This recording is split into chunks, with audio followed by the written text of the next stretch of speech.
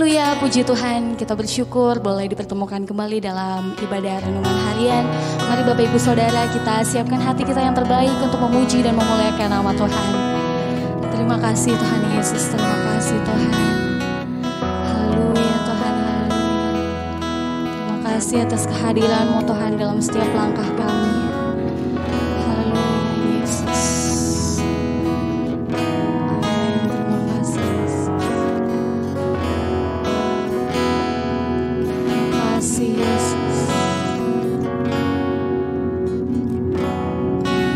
Tiada yang dapat pisahkan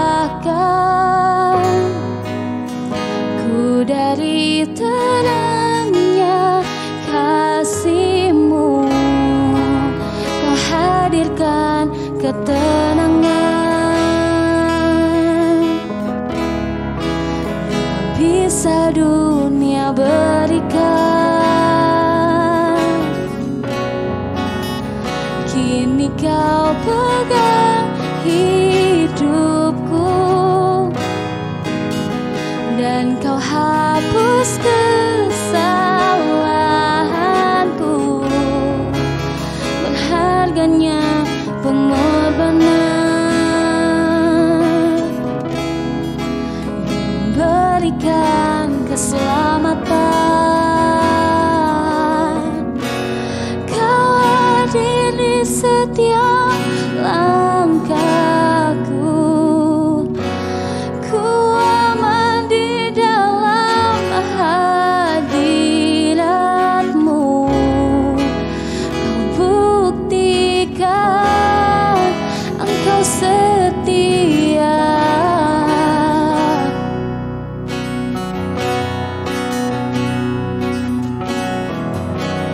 Kan ku angkat tinggi tanganku,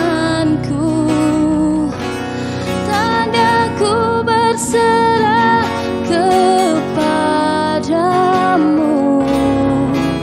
Selamanya Engkau setia.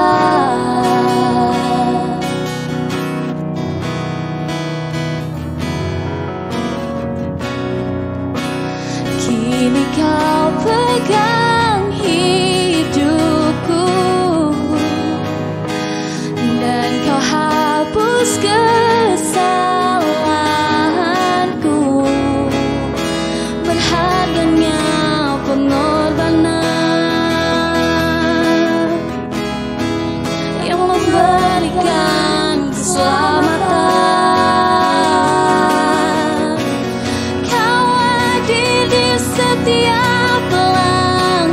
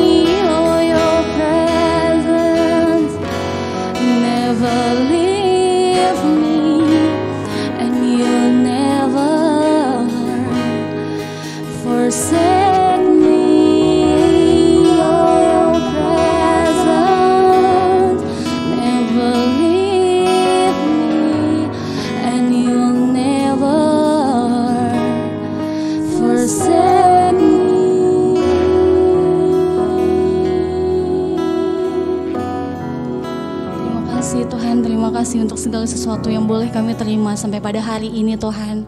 Terima kasih untuk terus menguatkan kami, untuk terus tidak pernah meninggalkan kami Tuhan. Kami bersyukur memiliki Allah seperti Engkau Tuhan. Sebentar kami akan mendengarkan firman Tuhan, renungan harian Tuhan. Kiranya Engkau bukakan setiap hati kami, bukakan setiap pikiran kami Tuhan, supaya kami boleh dapat memilih Tuhan, mana pilihan-pilihan yang terbaik Tuhan yang boleh Engkau berikan untuk kami Tuhan. Terima kasih Yesus, hanya di dalam nama-Mu kami sudah berdoa dan mengucap syukur. Haleluya, haleluya, amin. Puji nama Tuhan, jemaat GPD Efrata yang ada, kita kembali bertemu dalam renungan singkat pada malam hari ini. Oleh sebab itu, mari kita sama-sama menyiapkan hati kita yang terbaik untuk merenungkan firman Tuhan.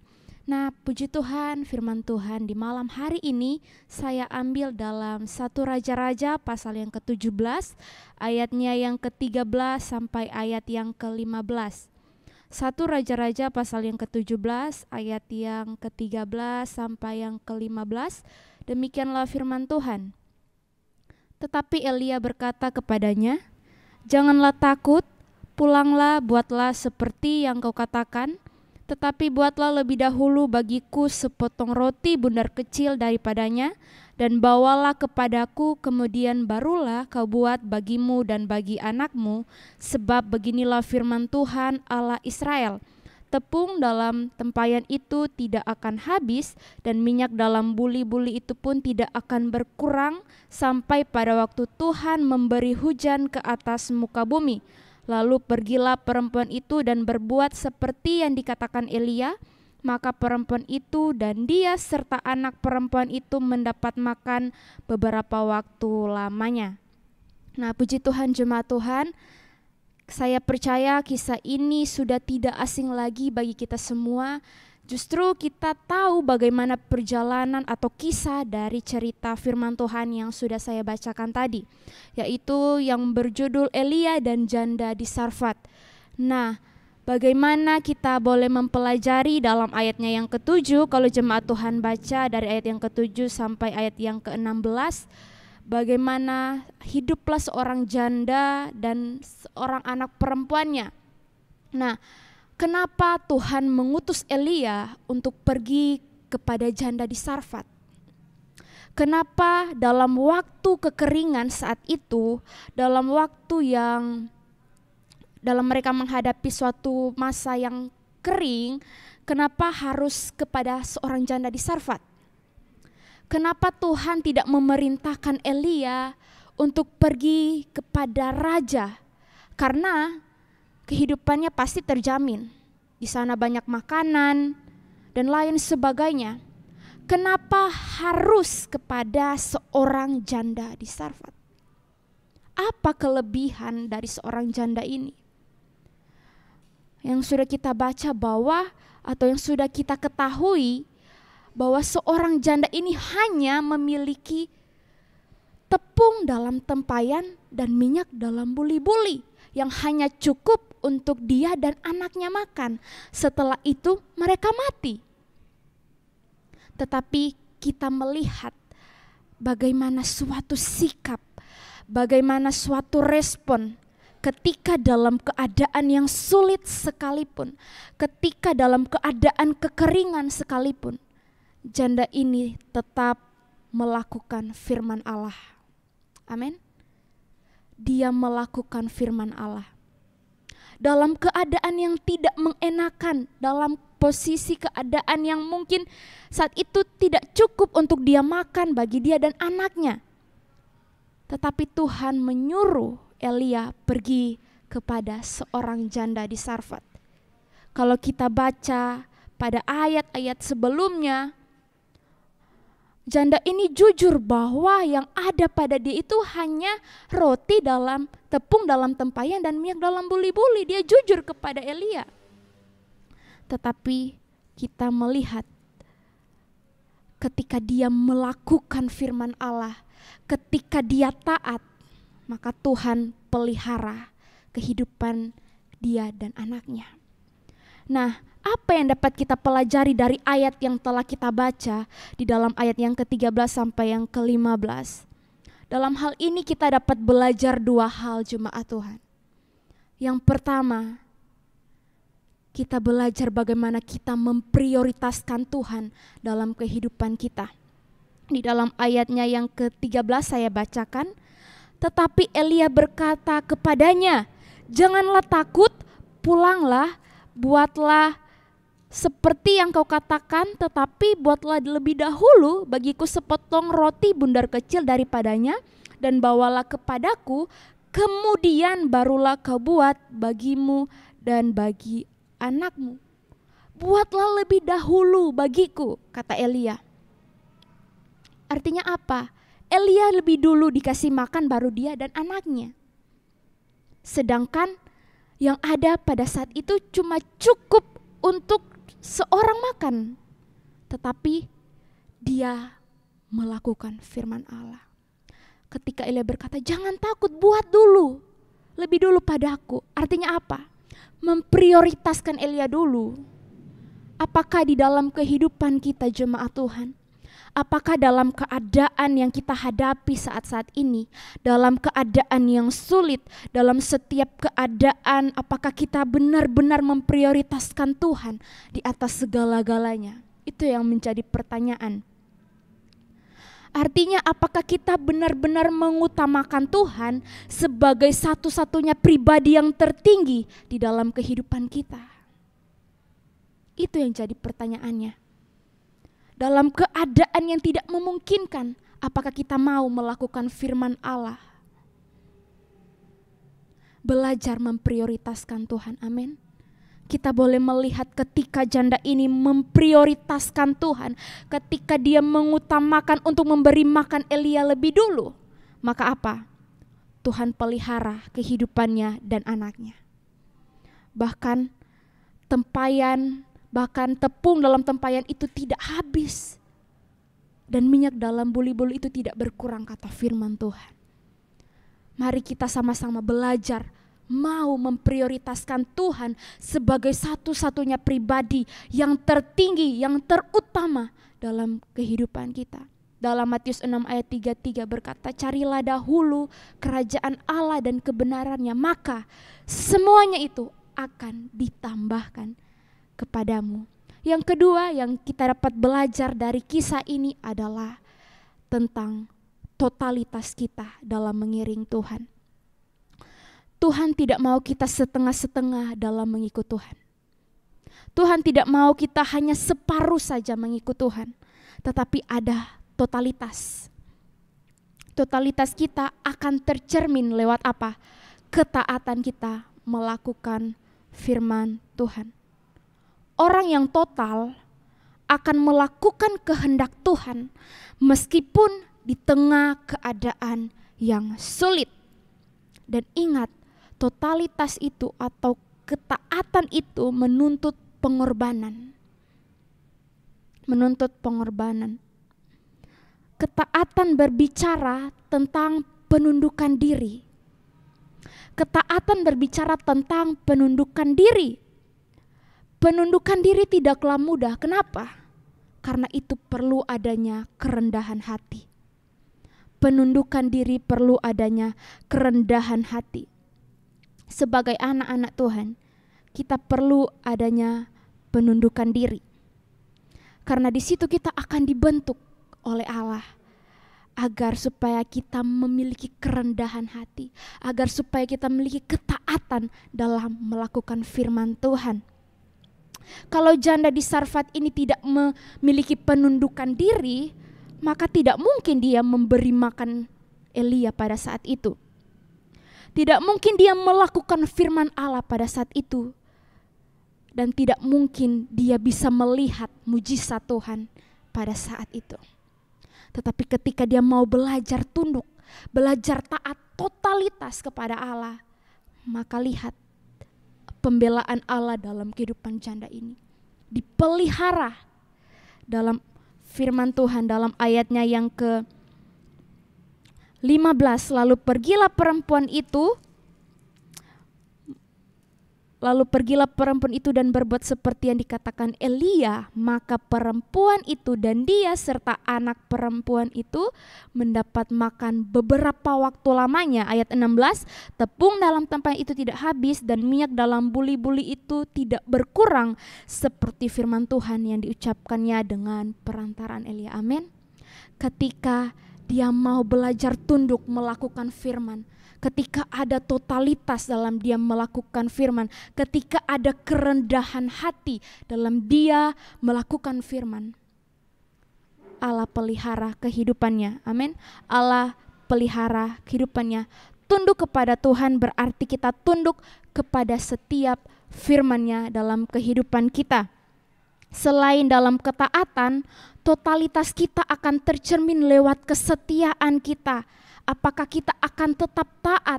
Apakah kita akan tetap memprioritaskan Tuhan? Apakah kita akan tetap totalitas sampai akhir kehidupan kita? Kesetiaan kita itu penting, jemaat Tuhan. Bahkan dalam keadaan yang tidak memungkinkan, dalam keadaan yang sulit sekalipun, kita tetap setia kepada Tuhan. Amin. Kita tetap setia kepada Tuhan. Puji nama Tuhan, jemaat Tuhan. Demikianlah renungan singkat di malam hari ini. Mari sama-sama kita tundukkan kepala, kita berdoa. Kami bersyukur Tuhan, Engkau Allah yang baik dalam kehidupan kami. Kami bersyukur atas firman Tuhan yang datang dalam hidup kami. Biarlah Tuhan beri kami kekuatan, beri kami kemampuan untuk melakukan firman-Mu. Kami mau memprioritaskan Tuhan dalam segala kehidupan kami. Dan biarlah dalam pengiringan kami mau melakukan yang terbaik, totalitas kepada Tuhan. Biarlah Roh Kudus yang memberi kami kekuatan, sehingga kami boleh melihat campur tangan Tuhan. Kami boleh melihat pembelaan Tuhan dan pemeliharaan Tuhan dalam kehidupan kami Tuhan. Berkati bangsa dan negara kami, berkati pemimpin kami, biarlah hikmat kebijaksanaan turun di dalam setiap kehidupan mereka. Biarlah Tuhan mereka dapat melakukan tugas dan tanggung jawab mereka dengan penuh takut akan Tuhan. Begitu juga jemaat Tuhan GPD Efrata yang ada tempat ini Tuhan. Dimanapun kami berada, kami percaya Tuhan menjaga, Tuhan menolong dan memelihara kehidupan kami. Dan biarlah ya Tuhan Yesus bahwa kami semakin mengerti, bahwa kami semakin taat, dan bahwa kami Tuhan untuk semakin dekat dengan Tuhan. Terima kasih Tuhan, kami mengucap syukur di dalam nama Tuhan Yesus Kristus kami berdoa. Haleluya, amin.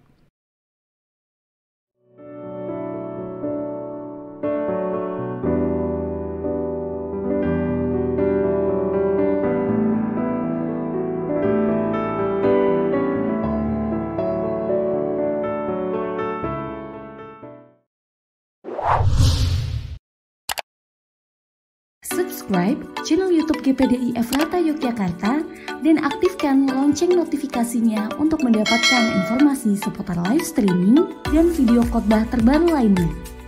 Tombol subscribe berada di kanan atas channel kami dan jangan lupa klik tombol loncengnya. Tuhan Yesus memberkati.